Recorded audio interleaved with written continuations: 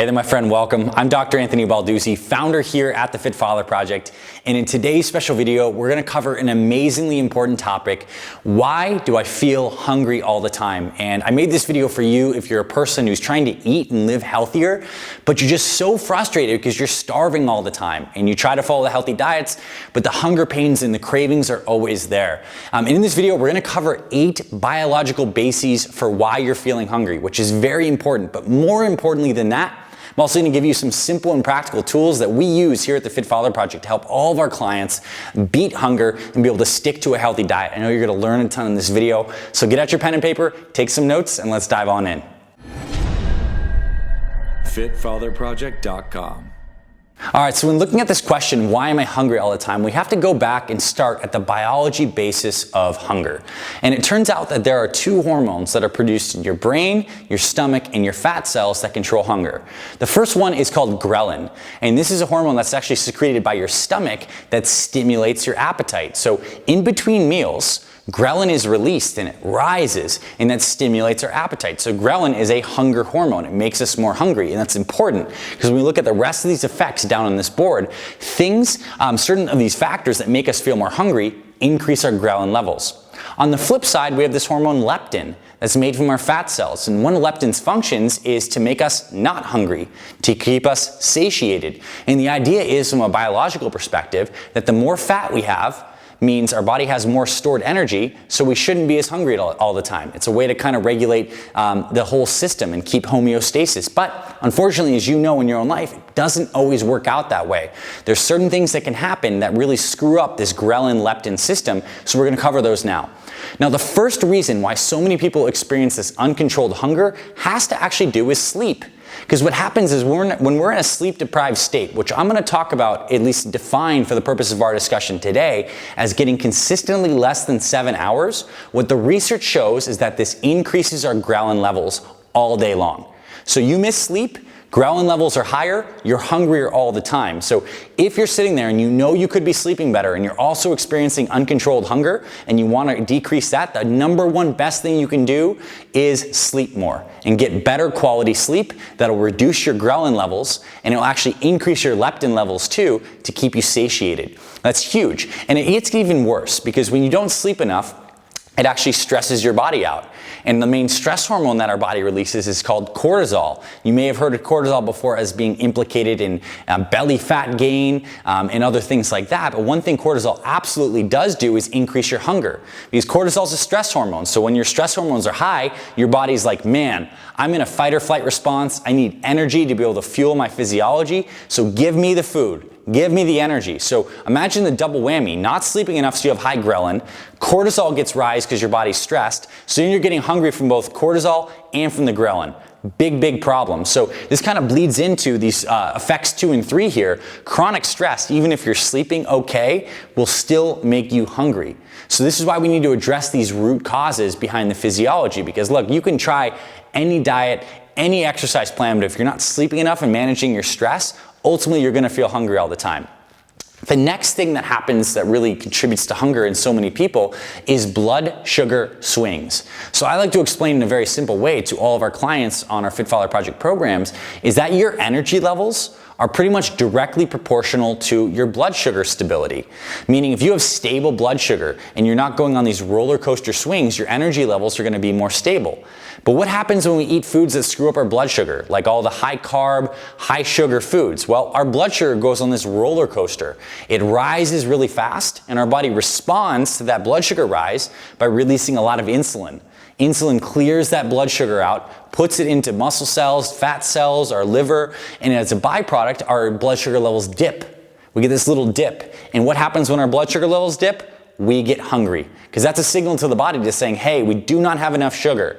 So a key point here is the more stable we can keep your blood sugar, the more stable your energy levels are going to be and the less hungry you're going to be. So I can give you the same number of calories, 500 calories of foods that are going to make your blood sugar levels swing out of control. Like let's talk about white rice, soda, and orange juice. Like 500 calories of really basically sugar, right? And if I gave you 500 calories of healthy fats like avocado, broccoli, and some healthy protein like a chicken breast, And 500 calories of both sources have dramatically different effects on your blood sugar. This good healthy meal is going to keep your blood sugar stable, so you're not going to be hungry after the fact. And so sugar has a massive effect, and I'm talking about sugar in your diet and also the stability of your blood sugar. So let's go a little bit deeper here and talk about how to keep your blood sugar stable. Well, the first best thing you can do is increase the amount of healthy fats in your diet and decrease the amount of sugar. So fat is really interesting. Good fats have the unique benefit of basically smoothing out blood sugar spikes. So for example, if we had the same meal of chicken breast and brown rice, and we have the same meal of chicken breast brown rice with an avocado over here, the avocado is filled with lots of healthy fats, and what that's going to do is make this chicken breast meal over here time release. It slows the release of that blood sugar into the system, so you're going to be full longer. So your best friends from a dietary perspective, besides getting rid of sugar, is increasing your fiber, increasing your protein, increasing your healthy fats, decreasing your carbs and sugar. Carbs and sugar are going to cause more blood sugar spikes. And I'm not saying you can't ever have carbs, but anytime you do, whether it's rice, some Ezekiel bread, fruit, sweet potato, some kind of healthy carbs like this, make sure you include some healthy fats to smooth out that hunger level. And also, fats and proteins uniquely have a greater effect at keeping your brain satiated than carbohydrates. So if your diet's more around healthy fats and proteins and lower in carbs, not no carbs, but lower, you're gonna have better blood sugar stability and you're gonna be less hungry. The next thing is hydration. Believe it or not, a lot of times when we're feeling hungry, our brain is actually just feeling dehydrated.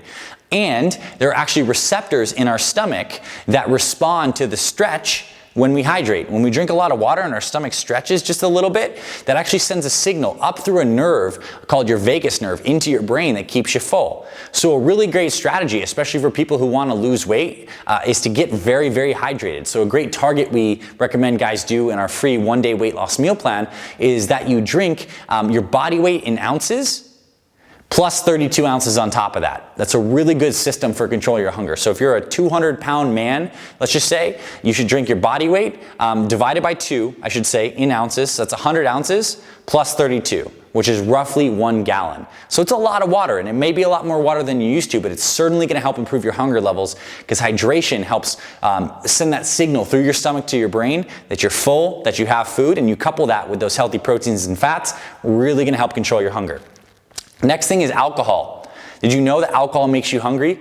Alcohol specifically acts on areas of your brain to increase hunger, and it acts on your prefrontal cortex to decrease your decision-making abilities and your willpower. So you get a double whammy of the stimulating appetite effect from alcohol, and your judgment and willpower are lower, so you end up eating all sorts of crap foods. So if you are a person that regularly has alcohol in your diet, and I'm talking you drink daily or at least more than 5 drinks per week, that's definitely gonna have a big impact on your hunger levels. And a lot of people who find that when they decrease their alcohol consumption, if not cut it out completely when you're trying to lose weight, are gonna have a lot less hunger, are gonna feel a lot better. Because also, remember, alcohol is dehydrating.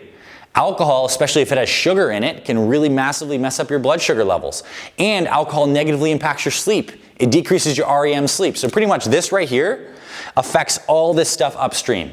So alcohol is something you definitely want to cut out if you're feeling like your hunger is out of control. That's something we recommend with all of our guys, and you can download our free one-day meal plan that shows you the right kinds of fluids to drink, what to eat for breakfast, lunch, snack, and dinner to make sure that you can lose weight the healthy way, keep the weight off, and you're not hungry all the time. That's a free resource. Over 50,000 guys are using this meal plan right now. I'd love for you to use that too. There's links below.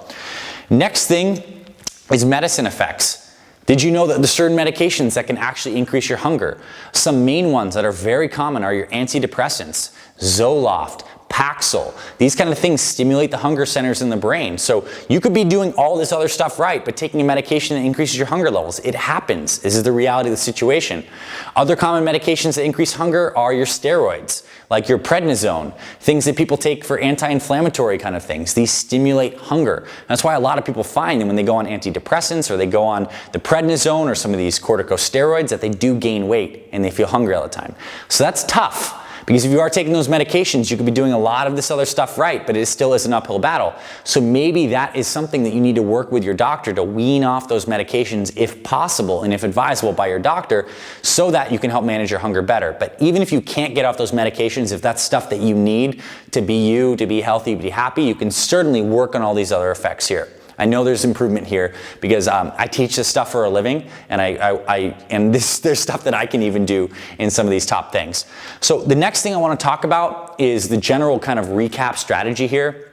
More fiber, more green stuff. Get more cruciferous veggies, your broccoli, cauliflower, asparagus, just more fiber in general. Fiber keeps you full, and fiber also works like healthy fats to smooth that blood sugar spike out.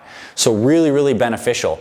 In fact, I think one of the best ways to simply lose weight is what we teach you in our free one-day meal plan, this kind of perfect plate concept, where you fill half your plate with veggies you love, a quarter of your plate with proteins, and a quarter of your plate with healthy carbs, and mix in those healthy fats in there. That perfect plate will keep you full for hours, roughly 4 to 5 hours after you have a meal. So you're not going to be hungry immediately after eating because it's a balanced meal. It gives you everything your body needs and it's not restrictive. And again, in our free one-day meal plan, we actually go into the exact perfect plates for breakfast, lunch, snack, and dinner, so you know exactly what to eat. No guesswork, and that's really valuable. Definitely check that out.